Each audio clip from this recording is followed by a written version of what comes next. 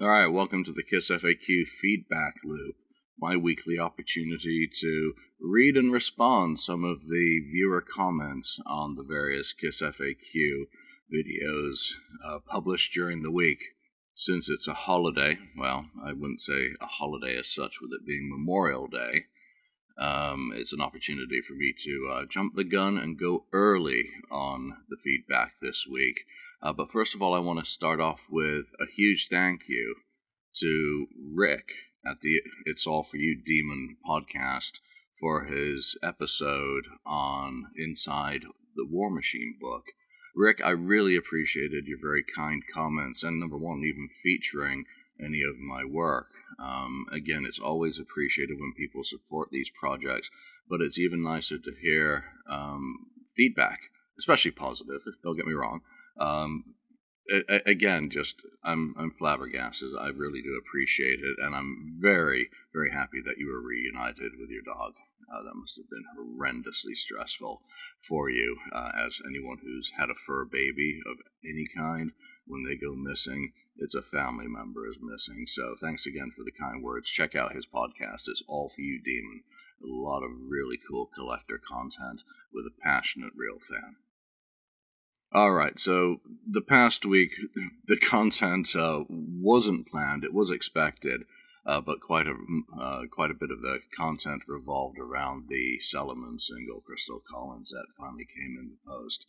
And Alex Talvis, to those of you who know him, had posted his single in 2024, but that thing had more surface noise than I wanted or hoped for to ultimately be able to get. So my hunt continued and eventually came to a conclusion this past week when the single came in. So naturally, not breaking any new ground with the video, but I did want to do a video on the end of that hunt. And it was a fun thing, and Peter Balk in the comments is we all have our own holy grails that we hunt or save money for all our lives, and when it arrives, the feeling can't be described. The utter joy and mission accomplished sense comes closest, and yeah, absolutely. That's what it's about. It's like, wow, done, checkbox done. It's over with, and obviously I spent some of the week playing with stems to really try and get that thing sounding as crystal clear as possible. It's never going to be perfect being sourced from a needle drop, but it's one of those things that's been a personal mission to me going back to the earliest days of the KissFAQ. But I monologued a lot more about that, so other comments on the single from the Thrill of the Hunt video is not the best produced record, but okay. I would have guessed it was 10 years older by the sound of the backing vocals. It's 1967, yeah, it could have been 1957, but it is what it is and fun to listen to once. That's Olaf Too Bad, so thanks for the comments. Stargazer, Max, one of my favorites in the comments usually. Congratulations on finishing this hunt. I looked up the sale price and was a bit shocked. It wasn't actually that bad compared to some of the things I purchased, and it was certainly far, far cheaper than the other Solomon single that I did own. So that's two of the three Solomon releases that I've had in my collection. I can at least say I've had in my collection. I'll never have the third, which was the 1966 acetate, and that's perfectly fine. I did at least see a picture of it once, and that's more than good enough. All right, going into the next video of the week, and that was the latest KissFAQ Song Story series issue or episode, and it was on I Was Made for Loving You. I wasn't sure if I was going to do any more of these after last year. It's just something that's been going for a few years. They've usually been done in blocks of about 10 episodes, and that was just too much work to write, especially now. We're getting into some songs which do need more lengthy treatments. So I looked back at last year's list, and I'd not finished two that I had intended on doing as a season 4. One was this, and I just happened to pick it because it was more pages completed, so I figured it would be easier to bring to conclusion. Then I realized it was the anniversary of the album's release coming up. I'm like, oh, good reason to finish it up. So let's take a look at some of those comments. Jay Jack's dad, I enjoyed this. Thank you. Thank you very much. Let's see. Peter Fitzpatrick goes into An offbeat inquiry would necessarily be determined as swayed by one single element, dancing. Do Kiss fans love to dance? And it's hard to say. Yeah, that was a good comment. How much was it driven by, dance other than Paul at Studio 54? Was there dancing in the audience when at that point it had become, or was about to become, more parents with kids? I think it was safe music from that perspective, since it was, kind of music and beat, almost Teletubbies in a way. But in the early days, there was always Let's Boogie.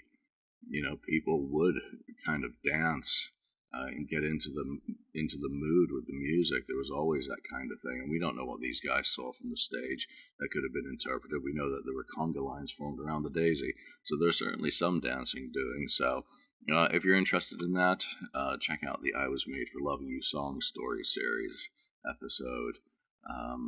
There's one more, and I'm pondering whether I do that. Again, it's just motivation and time. Another quick video was just stemming the Cellarman. What I did in that was just show some of what I do, playing around with some of these audio rips to try and improve the sound on them. And Stargazer, again, with a good comment here. What was the gap in the drum fill in the original recording or an AI artifact? I can't tell if it was either. It could be either. I need to pull the drums off Alex's rip of his single to see if there's a similar sort of element there. I've already done at least the track itself, but that was only to grab the cymbal shimmer at the beginning of the song, because mine had a needle artifact at 2 points in it, so I was able to substitute out his and put in, or substitute out mine and put in his to patch it, and it's a perfect match, and not quite the same quality in terms of clarity as my rip, but more than good enough for what is essentially a background element. So, Rome Loves Dan. Thanks for digging further into this rare track, showing Paul Caravello's musical roots. Was he the first makeup member to be released on record? He seems to have edged out Peter. Now, that's an interesting thing, because in Sealed with a Kiss, Lydia did assert that the Barracudas had released a single in early 1967, which would predate this. It would have been recorded at the end of 1966, and I think that was Affection. I can't remember the other song off the top of my head. So potentially yes, but I don't think Peter has ever spoken specifically to that single to confirm that that is actually him on drums in that band. We know that he was a member of the Barracudas, but was he on that recording? Or did that potentially predate his involvement, or come after he had kind of left? I think he was moving on to Sounds of Soul at that point. So I don't know the answer to that one right now. All right, the third episode to come out this week was, of course, the main podcast on Saturday. And this week was Going Against the Grain. This was another topic that was actually emailed to me by Max, and it was a fun investigation. Going Against the Grain is, minority opinions, things, edgelording, things that you say that really go against what everyone else seems to believe. And I was only able to really come up with one, and that was, in a sense, that I believe that Kiss is the biggest cult band ever. And that's one that really needs more of an essay than a flippant comment during a podcast to investigate. And a lot of it just comes down to my perception that there were far bigger bands commercially and in terms of popularity, but the impact that Kiss has had, pound for pound, outweighs a lot of them for a much smaller and more rabid audience. I don't know whether it's because a lot of Kiss fans became fans at an early age in the 70s, or the tail end of the 70s at least, or 14-year-olds, 12 to 14s, I guess, in the mid-80s when all that hair metal stuff was, so we're kind of emotionally stunted and hold on to things with a much stronger grasp than other bands fans do, because I don't see that in the Aerosmith community in any sense, that sort of allegiance to a brand. But then again, there are very few bands that have become a brand or have been branded to the level that Kiss have, so it becomes an interesting proposition of how to kind of frame that conversation and definition as well. So Workman, we're all Kiss fans and all eras have validity. Yeah, because one of the topics was, is 80s Kiss as valid as 70s Kiss? And I went into a little bit of a rant about how it was like the Big Brothers were the 70s fans, and they would never give you kind of the respect as an 80s fan, as the younger sibling, because they were there at the beginning, and all that sort of tribalism, which I've never been a big fan of. So, going back to Workman, I was a 70s kid, literally, and loved them since, but I love the 80s as well. Once I got over my own judgment of the blasphemy of Peter and Ace's makeup being worn by other very solid, capable musicians that earned my sincere respect, I enjoyed them right up to the end, and so obviously still do.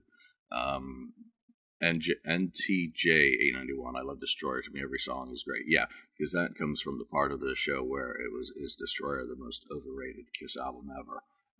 Which, again, is one of those, I think, against the grain opinions that does permeate a very small minority of the Kiss army. I ranted about the reunion, as usual. Dakota Asher, I don't want Kiss to be mainstream, F that. And that goes, I think, directly to my comments about Kiss being a cult band. And I think that's a great response to it. It's absolutely, again, it's better to be an outlier. It's better to be edgy, in a sense. Who wants to be mainstream? Who wants to be lonely? Well, there we go. I think we must have upset Dakota with a couple of comments here and there, but he sticks up for Psycho Circus, Sonic Boom, and Monster. Blow anything Kiss related in non-makeup. Hey, to each their own. I actually really like Sonic Boom. Monster, again, it's more production than material, and Psycho Circus, well, it's got a couple of decent songs. There we go. Tommy and Eric saved Kiss. No, I don't think they saved Kiss. I think they just allowed Kiss to continue making money for 25 years. There's a big difference. If they saved Kiss, they would have continued doing the Rock the Nation style tour and throwing in deep cuts forever, and that went by the by very rapidly. They certainly brought a consistency and sanity to the human side where you didn't have to deal with people with emotions, people with physical issues and other issues. So they brought a stability, there's no doubting that. They brought a professionalism. Yeah, they were there ready to repeat the same thing night after night. I have nothing but respect for them either. But I'd rather listen to 1970s Kiss. It has more legitimacy and life to it than being a karaoke machine. Jordan, yeah, we kind of had our little back and forth, because what developed out of one of my comments about the Big Brother not wanting Little Brother to come in and have the same legitimacy as a fan, I aligned with socioeconomic migratory comments, which he disagreed with, but there we are. Someone, Zach's dad, JJ Zach's dad, sorry, I will get there properly, Destroyer is the worst of the first six. Horrible production. Again, to each their own. And then Happy Mascherino. With my first Kiss album, Dynasty, I felt American, although I was raised anti-imperialistic, anti-capitalistic, and all that. Hey, again, there are people whose first albums came in the last few years of Kiss's career. Not only Monster, people, Sonic Boom. There's even some people who became fans because of the Scooby-Doo thing. So again, it's like the Mayflower analogy that I kind of butchered. It doesn't matter when you came over, it's that you did come over. It doesn't matter when you became a fan, it's that you are a fan. And you became part of a community, you became part of a family in a sense, you became part of an army. And that to me is really what is the most important thing about Kiss, is that it transcends generations, it transcends demographics, it transcends national borders and languages and politics and religions.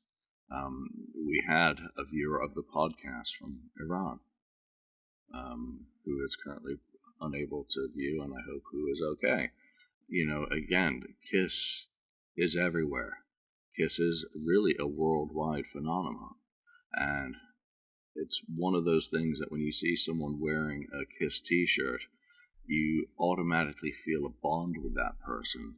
You automatically perhaps go over to them and say, hey, you're a Kiss fan? And sometimes they look at you strangely and say, no, I just bought this in a store. It's a nice design, isn't it?